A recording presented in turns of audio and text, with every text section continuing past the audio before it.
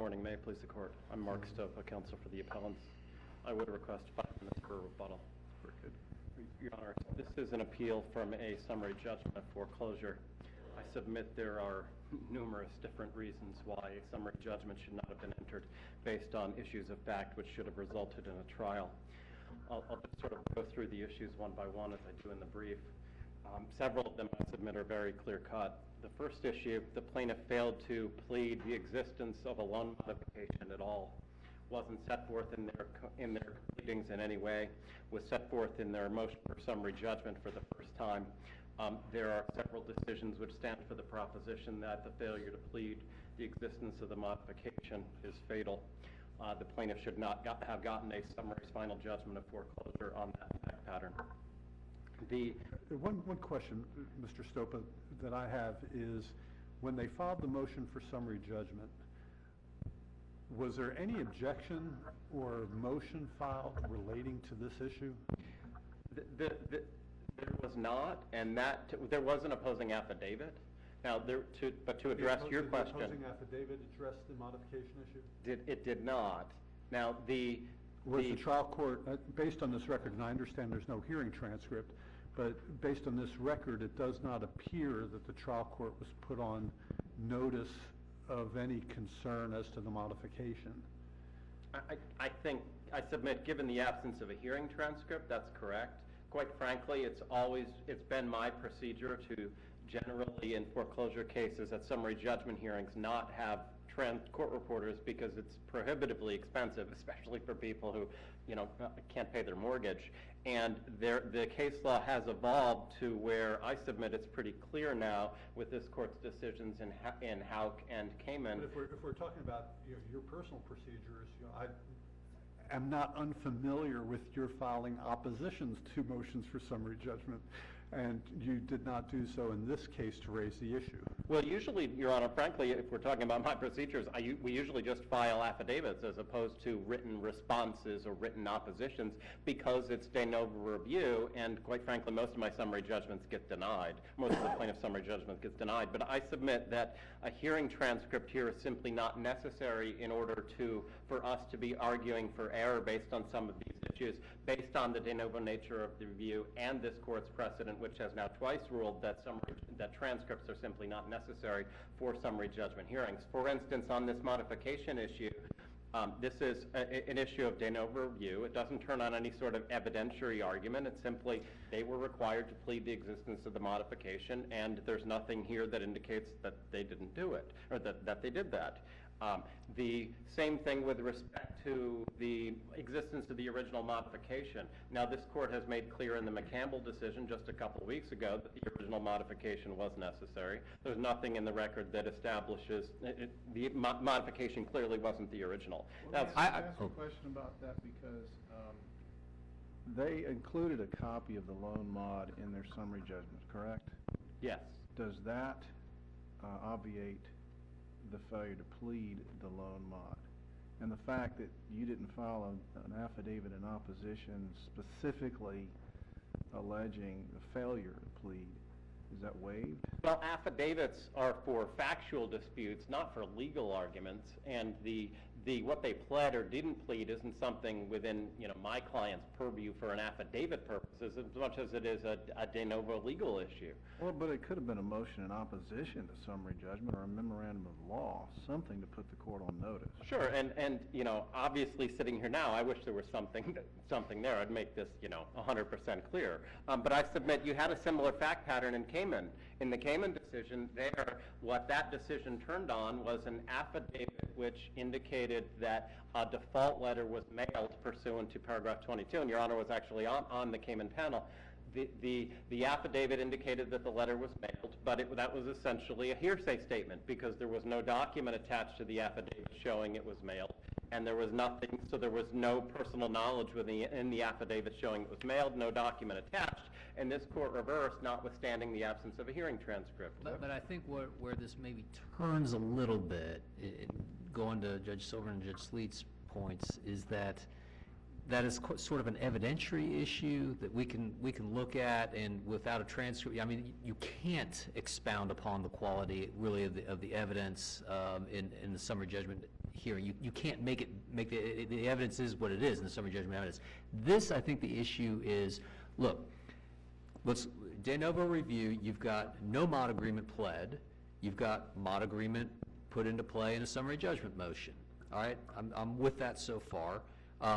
Not fair pleading practice, but in terms of a pleading shortcoming or a pleading failure, that is an issue that can be deemed waived if it's not challenged. And we're in a position here where we have this potential legal waiver, and we've got a black box, so to speak, that we can't look in as to what happened at the summary judgment hearing, as to whether that issue was brought to the trial court's attention. I think if I'm understanding my colleague's points. Sure, and I get what you're saying. I submit the problem then becomes you're essentially requiring a transcript for every summary judgment hearing, contrary to what you've already said in the Houck and Kamen decisions. And let's just go with the Kamen analysis I was just making, because you have that same analysis here. You have a summary judgment affidavit that indicates that a default letter was mailed based on documents which are not attached.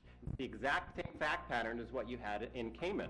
And even though that was arguably some sort of a hearsay affidavit or evidentiary issue, this court still reversed the summary judgment because there were no documents attached to the affidavit showing that the letter was actually mailed, following this court's decision in Edmonds and Allen. I submit that's precisely what you have here. It's the same fact pattern, is that this affiant she didn't mail the letter herself, so she doesn't have personal knowledge about the mailing. In fact, her affidavit says that it's based on records, but the records aren't attached. There's no mailing log attached. There's no return receipt attached. There's nothing in the affidavit which says, here's our routine business practice of mailing letters. It's simply the letter was mailed based on records, and the records aren't attached. That does not give rise to a summary judgment on the issue of mailing as a matter of law. That's your third issue, isn't Sure. it? Okay. I mean, to me, they're all interrelated. The only argument they have on these first three issues is the absence of a transcript. That's literally all that they have. I want to take you back briefly to because you started, before I interrupted, you started on the second issue, and kind of a point of curiosity about that. This is the best evidence rule, and whether or not the exception of the best evidence rule applies to the loan mod, and whether you have to have the original. And it strikes me in thinking about this and in looking at loan mods in general, that on the one hand, they're kind of like standalone agreements, but on the other hand, they also they're inextricably intertwined with the underlying promissory note that they purport to modify, or the underlying debt. Are they really, are the loan mods themselves transferable in commercial paper such that we could say that the 90, I think it's .953 applies to them? In other words, it just in practice, do they staple these things to the original note and transfer them along with it, or? Are they typically stapled to the original note? No. But the reason why 9953 so clearly applies, in my view, on that issue, and I convinced the McCampbell panel on that, is that, and... Well, I think the McCampbell, you had a concession of error, right? Well, true, but there's some question about whether or not what kind of value as precedent a concession of error really gets you. Well, it's still a written decision, which says you need the modification, and it's binding at this point. But to answer your question, the reason why I submit that's correctly decided is that 9953 requires the original not only if a document is a negotiable instrument, but also if it is a document that evidences the right to the payment of money.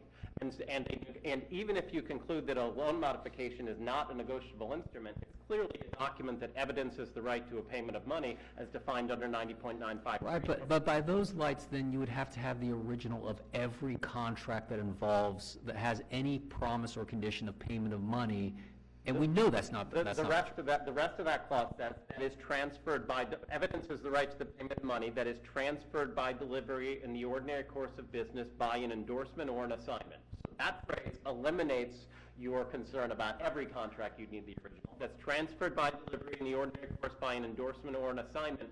And loan modifications are definitely transferred in the ordinary course of business by endorsement or assignment. In fact, the only document that you could, 9953, that portion of it has to mean something. Okay? You're not talking about negotiable instruments, because that's a different clause within the statute. Right. So what document evidences the right to the payment of money and is transferred by delivery in the ordinary course by an endorsement or assignment that is not a negotiable instrument? The only answer to that is a modification. that provision has to mean something. So what is it referring to? If it's a document transfer evidencing the right to the payment of money that's transferred in the ordinary course of business, not a negotiable instrument, that has to be referring to a loan modification. I think we would be helped in this if there was something in the record, because I hear what you're telling me. I candidly, in thinking through that, just don't know if loan mods are frequently endorsed and kind of put along in the stream of commerce like commercial paper. I hear what you're telling me. That's how successor servicers have them, because they're transferred just like a note in the ordinary course of business by endorsement or assignment. That's how successor servicers have them. They're routinely transferred. Otherwise, the successor servicer would never have the prior servicer's loan modification. So I think that's why the McCampbell decision was correctly decided. You don't have to adjudicate this appeal on that issue, though. There are so many different reasons why error is appropriate. You can just follow your own decision in Cayman. Cayman's right on point. All you have to do is follow Cayman. And their argument about the transcript is clearly incorrect based on how this court already ruled in Cayman, which is clearly a final decision. They had to have a document attached to the affidavit showing the mailing, and they didn't do it. So reverse, see Cayman, that's it. Now, so you have those first three issues, any one of which requires reversal. The fourth issue, with respect to standing, this is clearly an issue for which no transcript... Remind me, though, in Cayman, wasn't there a successor plaintiff in Cayman?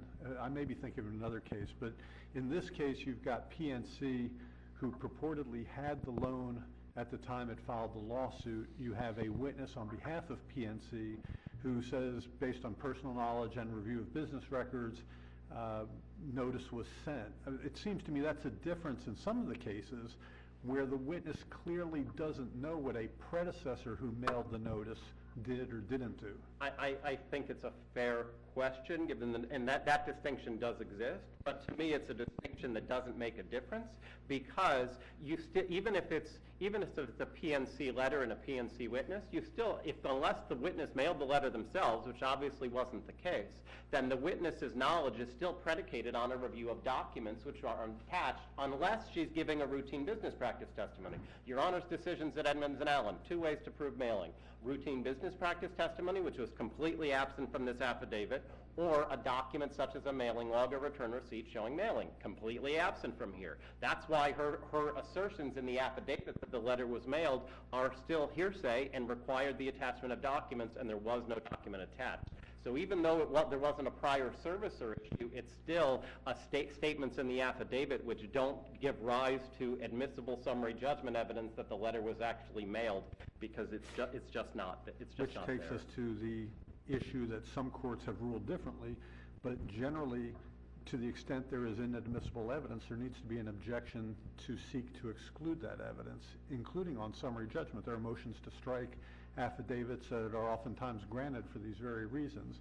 So why should we not stick to that general principle that I think this court has generally adhered to? Well, because Cayman is directly on point on this exact fact pattern and reversed, and I submit is binding in this, because that's the closest case you're going to find to this fact pattern is Cayman, and Cayman reversed, where there was, despite the absence of a hearing transcript, because the summary judgment affidavit just wasn't sufficient.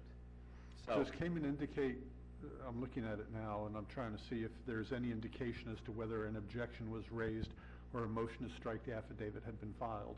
I believe that's in the footnote, which says that the hearing transcript wasn't necessary. The hearing transcript may not be.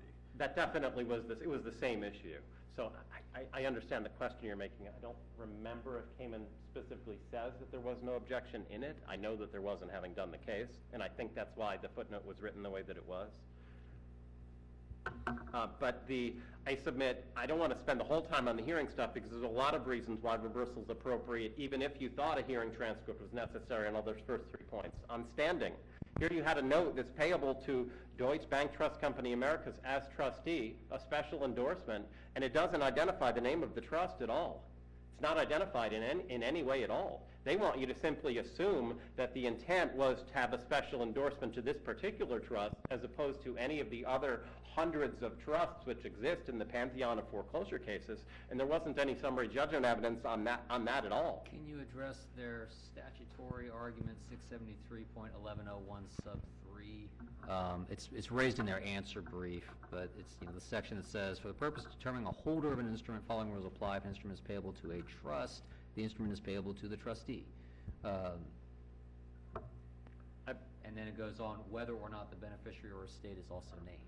So for purposes of a holder, the lack of that descriptive information could still make them a holder. I agree, you may have some issue of identity, but if they're basing their standing on holding, you've got this section that as being a holder, you've got this section that appears to address your argument. I'd be curious on your thoughts on that.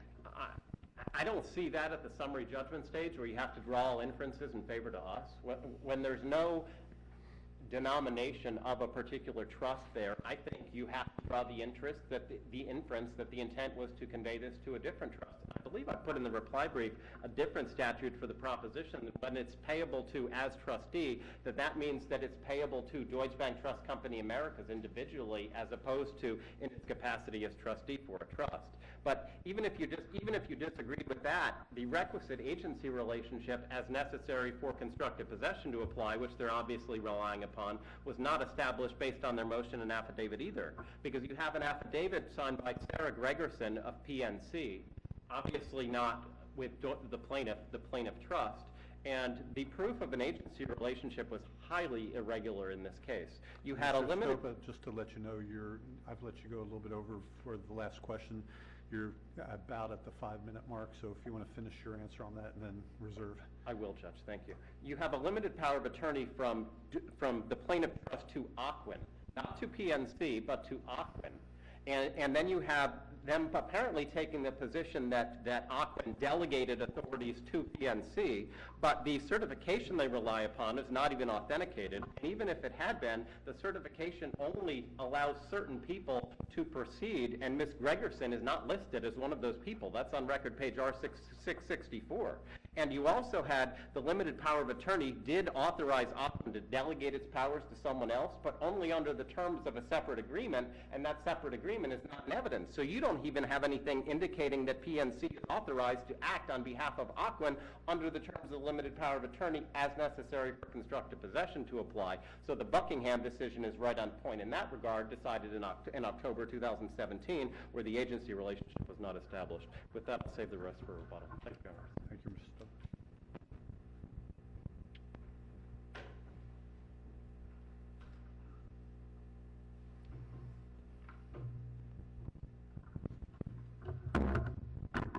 May it please the Court. Will Grimsley on behalf of the appellee, Deutsche Bank National Trust Company Americas, as trustee for the subject trust. I just want to start kind of basically speaking about what we've got in front of us. It's summary judgment. The purpose of summary judgment is for the trial judge to make a determination whether there are any issues to be tried. When a plaintiff makes a prima facie case with its summary judgment evidence, the defendant must come back with counter evidence to demonstrate that there is a material fact in dispute. A defendant cannot sit on its hands, let summary judgment be entered, and then take an appeal, not even take a rehearing, take an appeal and argue all kinds of arguments that he should have or could have raised below. This is exactly what we have here. There is no written opposition. There's no affidavits of any material substance that created a material dispute as to any fact. You had one opposing affidavit filed 4 days, which technically was untimely, 4 days before the hearing on the summary judgment that talked about payment of taxes, property insurance.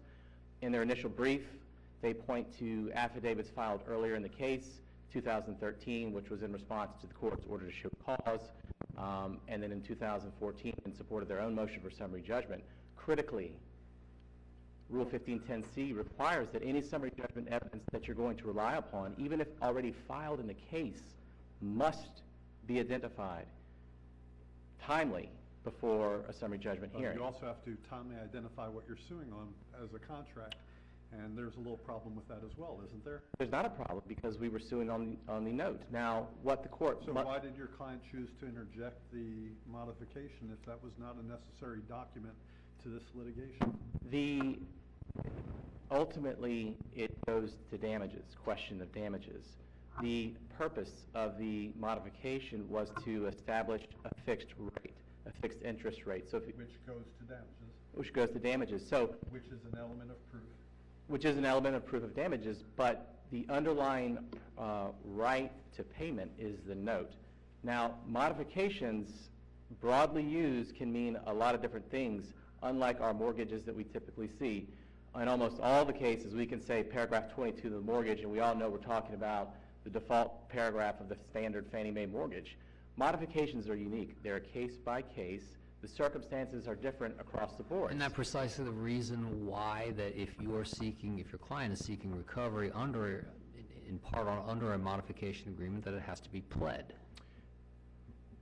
Doesn't that just prove that point? Not in this case. Now, you might have a case where that would be the case. So if you had a modification, let's say, where the borrower was given additional monies, or the borrower was modifying amounts that were in arrearages. How does anybody reasonably distinguish between what you're saying, hey, put these kinds of mods over here and put those kinds of mods over there? How does anybody do that without having it pled in advance so that they can all look at it and decide whether or not it's an issue? Well, What you're saying is we can just basically plead, hey, we've got a breach of an agreement, a note, and then wait, and oh, by the way, here's the modification agreement when we show up to summary judgment, and this is the operative instrument that we're traveling under, and here's the amount set forth, and let's go ahead and compute it based upon this modification agreement. No one's got any prior notice of that or ability to talk about it until you actually show up to the motion for summary judgment hearing under those lights. well, and in this particular case, the language of the modification says the promise to pay is the note. So in some cases, you might have a modification that wholly replaces a note. And the promise to pay, the right to payment, is that modification itself. A modification in certain circumstances could be in a negotiable instrument in some cases, but what you have here is, even if this potentially had been or could be a negotiable instrument, the negotiability was destroyed, and this is set forth in the Holly Hill case, But where you could not have proved the amount of debt without admitting the loan mod into evidence, correct?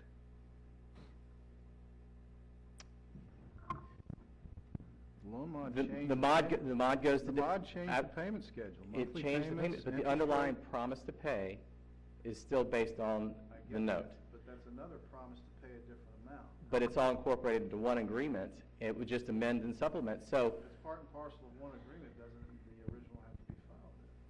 the original, no, not at all. Not, well, let me just address the part about pleading requirements, and I'll wrap that up. Pleading, deficiencies in pleading, failure to state a cause of action, that's an affirmative defense. Your Honor touched on that in the Blodel decision just at the end of January. Yeah, but you know what, and here's the distinguishing part. Loan mods can come up from two different directions. Mhm. They can come from a defendant, and if a defendant is pleading a loan modification as an avoidance, which is what Blodel was all about, was that Sure. they're pleading as an avoidance, then it's the defendant's burden to put that in play. If the plaintiff is seeking recovery on the loan modification agreement, the defense isn't saying one way or another about loan modification, then it's the plaintiff's burden. That way, to the extent anybody wants to argue about what the mod agreement does, whoever wants to put that in play has to plead it. Sure. And again, it's a pleading deficiency that has to be raised either defensively or in response, and that just didn't happen here. The first time this has been raised is on appeal, so that issue was waived.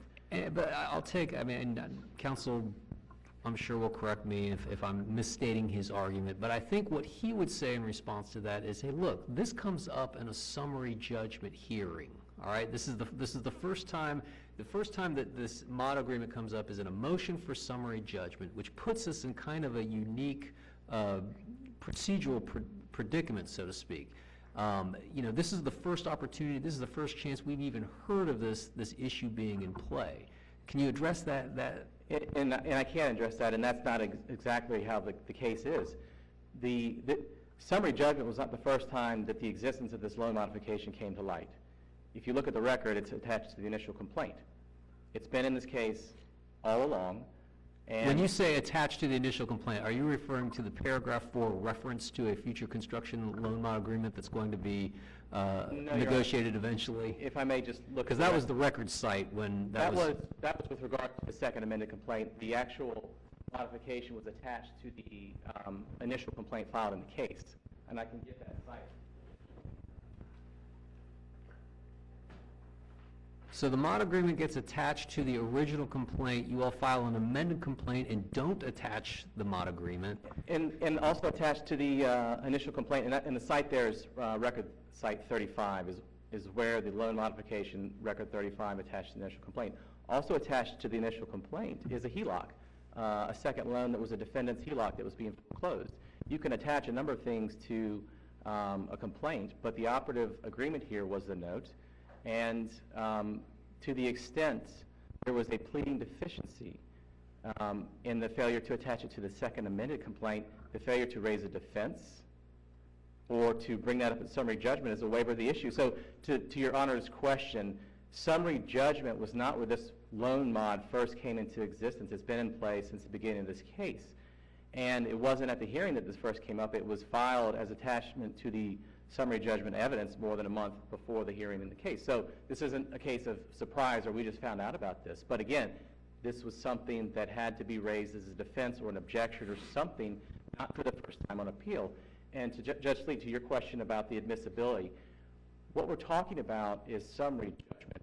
Summary judgment, the evidence, it just has to be what would be admissible at trial. And in the case we cite, in the Olivia case, we cite, the court makes clear that the best evidence rule, which is what Mr. Stoper relies on, doesn't apply in the summary judgment context. We have a copy of the loan modification that was authenticated as a business record attached to the summary judgment affidavit. It would be also admissible as a party admission under 9803.18. It was self-authenticating under 99024.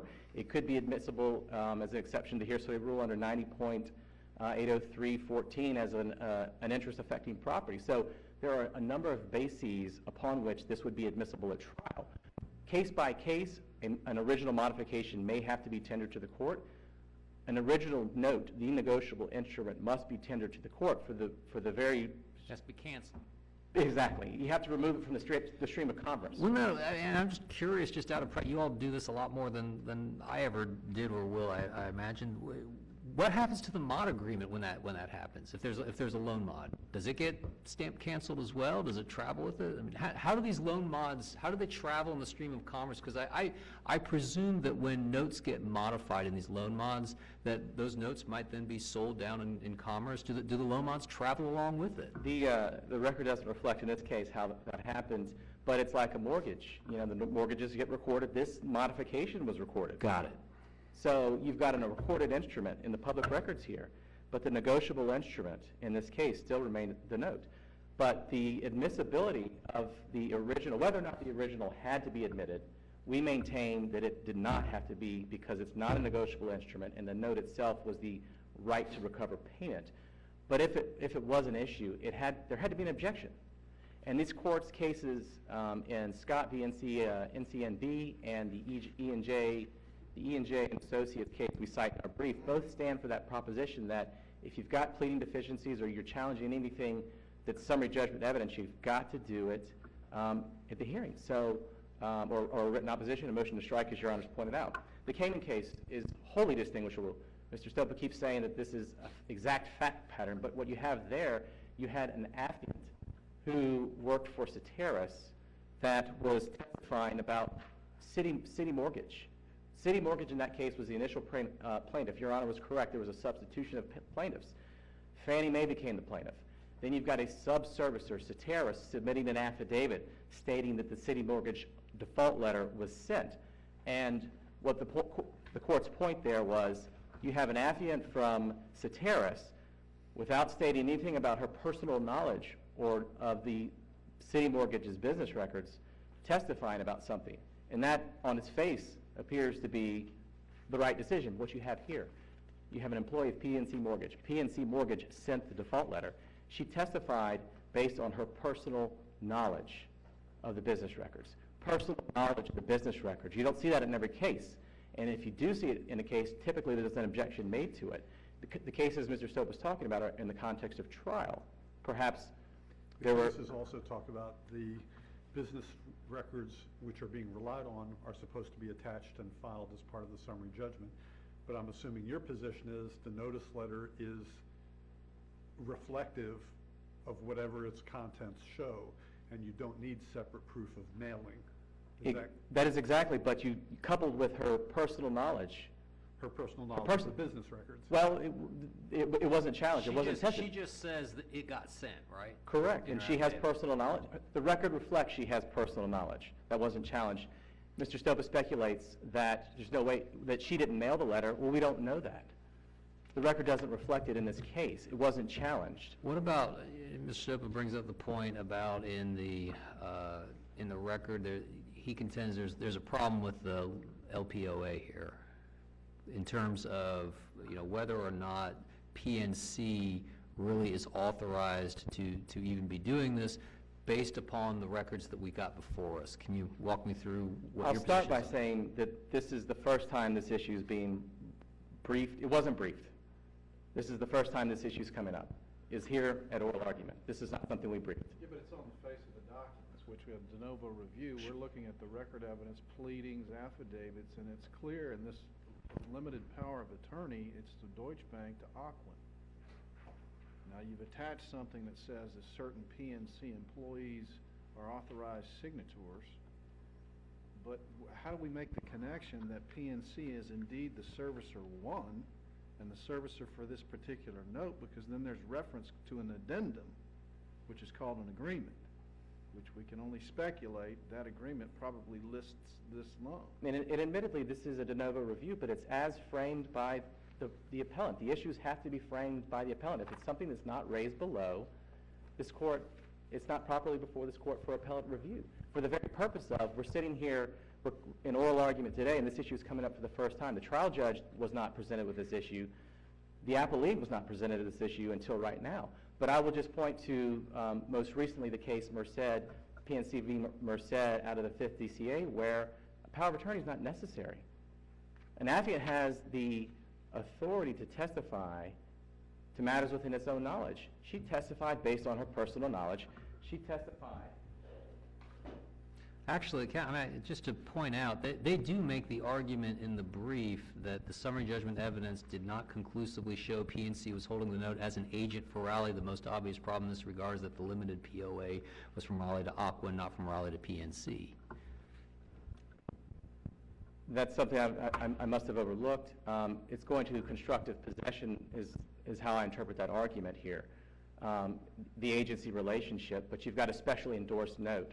It's unquestionable that this note in this case, it's specially endorsed to Deutsche Bank National Trust Company of Americas as trustee.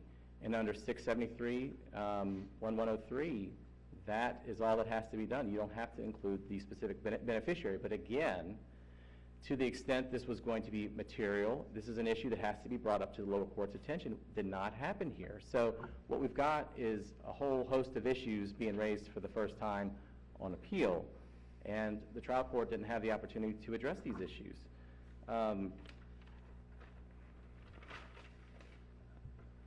So under 673-1101 sub 1 and 3, this special endorsement to the trustee is sufficient to establish standing.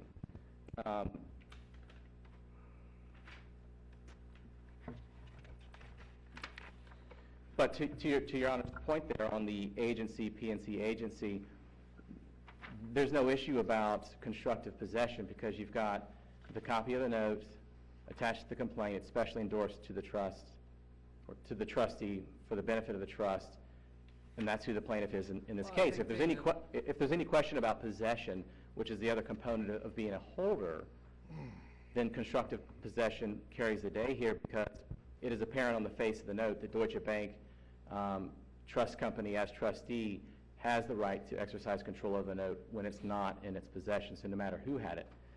Unlike a case where you have a blank endorsement that could be passed around this room and anybody could enforce it, the question in that type of case becomes, did you, plaintiff, have the right to exercise control over that when the document was not in your possession? In the type of cases, an assignment of the note, a PSA is relevant, but what you have here is a special endorsement to the trust, so that's the only entity that could exercise control over the note for purposes of constructive possession. So whether or not PNC was an agent or not is irrelevant. But again, an issue that wasn't framed below.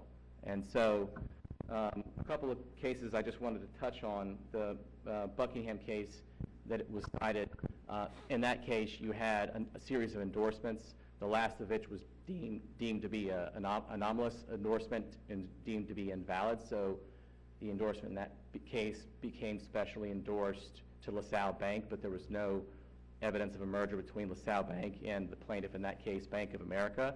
The case is wholly distinguishable from the present case. The Cannon case I mentioned is not the fact pattern we have here. And in the Hulk case, which Mr. Stopa also cites for the proposition that a hearing transcript is irrelevant, there in that case the court said the burden is on the the appellant to develop the record and bring up the opposing and supportive papers. Well, there is none here. There are no opposing papers that were brought up. And the 5th DCA made the point in the Black Point v. Fannie Mae case that when a court says a hearing transcript is not necessary, it contemplates that you've got a fully developed record. If I understand your argument on the constructive set, not to take you back to Sure. this, but if I understand your argument correctly, it's that, hey, whatever the problem is with the agent, it doesn't matter for purposes of establishing standing because we can show that Deutsche Bank as trustee is the holder here, was the holder, is the holder by virtue of the endorsement that says to Deutsche Bank as trustee. Correct. Am I understanding your argument correctly? That is correct, and that's Okay. supported by the statute that says that type of endorsement is sufficient. But the second point I would make on that is, regardless of the power of attorney, the affiant in this case testified to matters within her personal knowledge, which were not challenged, were not objected to at the hearing. So under the Clark case out of the 4th DCA, most recently the Merced case out of the 5th DCA, a power of attorney is not wholly necessary because you've got somebody who's testifying based on personal knowledge. You've said repeatedly that it's based on her personal knowledge, but the affidavit on its face says, based upon my personal review and personal knowledge of the business record. Sure.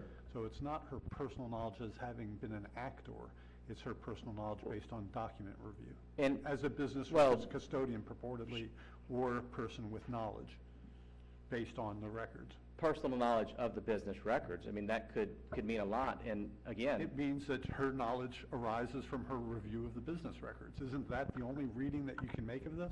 in most cases, we would typically see an affidavit that might say, my personal knowledge based on my personal review of such and such. What you have here is my knowledge. Are there affidavits that will say, based on my personal knowledge and my review of the records, or my personal knowledge, or as to this issue, my review of the personal records? I mean, this witness does not appear to be claiming personal knowledge outside of a review of the business records. I would admit that she is stating that it's personal knowledge of those business records. The extent of the knowledge, Which were not attached. The business well, records. the default letter was attached to this affidavit. She stated it Business was. records that she reviewed in order to determine the default letter was mailed, those were attached as well? Well, the default letter was the only document that was attached. Yes. That established and her personal knowledge of the business records, which could encompass she's a PNC employee, the routine practices of PNC. But what you don't have is anything in opposition. So there's a prima facie case there, no countervailing evidence to undermine that Yeah, but fact. the legal sufficiency of an affidavit is a matter of law. Whether this affidavit is admissible is a matter of law. I mean, you're supposed to, proffer admissible evidence that conclusively proves that there's no material issue of fact. She hasn't said, I have personal knowledge of the business practices of PNC. That is not included in her affidavit. It's not It is her personal knowledge and her personal review and personal knowledge of business records. And whether or not any component of that affidavit is hearsay, you have to have an objection, which you don't have here. And Mr. Grimsley, that I'd let you go over as I did Mr. Stopa, so if you'll conclude. Sure. For the foregoing reasons, we would request that the final judgment be affirmed on all grounds. Very good, thank you.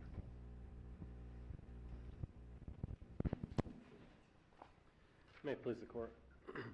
Your Honors, I wanted to start by making the exact point that Your Honor did about what the affidavit provides, personal review and personal knowledge of the business records. But then more so than that, if you look at how this affidavit is set up, there are numerous paragraphs which start out, the loan records reflect 13, 14, 15, 16, 17, 18, 19, 20, 21, 23, 24. That's how the affidavit is set up. I looked at the documents, and then those documents reflect. But paragraph 24 is the key allegation. It doesn't just answer this question. It doesn't just say the letter was sent. It says the loan records reflect that the letter was sent. But those records are not attached. So where this person, this affiant, obviously didn't send the notice, and she instead relied upon documents to say it was sent, and those documents are not attached, that makes it just like Cayman, and that, to me, makes the Cayman case the controlling decision. It would have been different if she had something in the affidavit about a routine practice of mailing, but without the routine practice of mailing, relying on documents to show that the letter was sent is insufficient. Now, my opponent argued that we didn't argue the agency issue. That's in pages 28 through 33 of the initial brief. There's 5 pages on that where we pointed out all the defects that I talked about here in the oral argument, such as Ms. Gregerson not even being one of the individuals listed on the certification who was authorized to act for PNC from Ocwen. So they don't have a way around that. Their argument is, well, because the note bears a special endorsement, even if you thought that the note was specially endorsed to this plaintiff trust, even if you concluded that, the plaintiff trust is not the holder if Mickey Mouse is the one in possession of it, or if the janitor of some random company is in possession of it. It doesn't matter because you have to have both possession and an endorsement. So if there's a special endorsement to the plaintiff trust, but it's possessed by someone who's not an agent of the plaintiff trust, then they're not the holder. It's a matter of law. And the whole point of the limited power of attorney being in favor of Ocwen and there not being any summary judgment evidence that PNC, or in particular Ms. Gregerson, was authorized to act on behalf of Ocwen, their agency argument fails. Because, again, the certification was not attached at all. Ms. Gregerson's not identified in it, and they can't even show that Ocwen actually authorized PNC to act. Why? Because there was a separate the limited power of attorney did allow for a delegation of powers, but only as contemplated by a separate agreement. So Ocwen could only delegate powers to PNC as authorized by a separate agreement, and that separate agreement wasn't attached to the affidavit. And all of that is certainly de novo review and has nothing to do with the hearing transcript. So the summary judgment evidence was clearly insufficient on those grounds as well. Now, I don't want to stop without saying something about how the affirmative defenses. We had numerous legally sufficient affirmative defenses: unclean hands, waiver, estoppel. We had an affidavit in support of them. You have the Second District decision, Howdeshell, from 1979, or La Boutique from Second District, 1983, which are those are very similar fact patterns. So I think, as I think about this appeal, what it strikes me is that this was not a summary judgment case. You had numerous issues here, and a plaintiff just trying to cram through a summary judgment affidavit despite numerous different issues of fact, and then saying, well, they didn't have a transcript, so let's just cram this one through on appeal too, when there are just so many reasons why this shouldn't have stuck. I mean, these affirmative defenses, they don't have anything on those at all. There was no motion to strike the affirmative defenses. There's nothing indicating that they're legally insufficient, just a summary judgment, and then they try to say, well, these are somehow insufficient. We had facts in support of each one of those. And so I submit that the affirmative defenses under de novo review should have precluded entry of summary judgment. These unusual standing issues with respect to this, Gregerson, PNC, certification, limited power of attorney, all that stuff shows that the agency relationship was lacking, and the argument about how, well, it was specially endorsed, that clearly doesn't fix the problem. An assignment of mortgage that doesn't include the note, and they were relying upon that. I mean, there were clearly issues of fact with respect to standing. The proof of mailing issue was simply not there based on the Kamen decision following Edmonds and Allen. Oh, the whole concept of personal knowledge of business records, I'd point to Your Honor's decision in Heller. There's no such thing as personal knowledge of business records. You either have personal knowledge because you're, the word I like to use is percipient witness, you're going to use the term actor, or you review business records, in which event those records need to be before the court. There's no such thing as personal knowledge of business records. And I'll tell you, that's a phrase I see a lot. I'd love to see a decision that says there's no such thing as personal knowledge of business records. And Mr. Stopa, that takes us to the end of the rebuttal time. Thank you, Your Honor. Thank you, counsel. You're raising your hand, you're not getting an argue, so. Okay, I just wanted, that's fine. Very good. We've got the briefs, so we're going to take about a 5-minute or so break before we get to the last